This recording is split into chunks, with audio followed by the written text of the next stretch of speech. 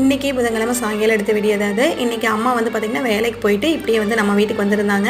பேரம்பேத்தியிலேக்காக சீம்பு வந்து வெட்டி வச்சுருந்தாங்க. ரொம்ப சத்தானது, டேஸ்ட்டாகவும் இருக்கும். வாங்க இந்த பனங்கிழங்கு எப்படி வேக வைக்கிறதுன்னு பார்க்கலாம்.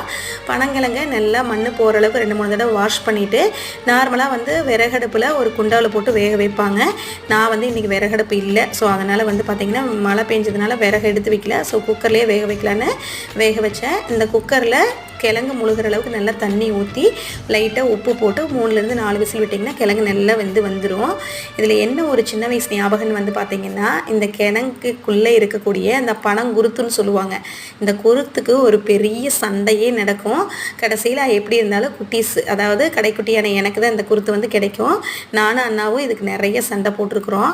ஸோ வந்து ரொம்பவே டேஸ்ட்டாக இருக்கும். இப்போ இருக்கிற குழந்தைங்களுக்கு இதில் இருக்கக்கூடிய நார்ச்சத்துக்கள் பெனிஃபிட் எதுவுமே தெரியறதில்ல. ஸோ கண்டிப்பாக நம்ம குட்டீஸ்க்கு இதெல்லாம் சொல்லி கொடுத்து இதை சாப்பிட பழக்கணும். ஸோ நீங்களும் சொல்லிக் கொடுங்க.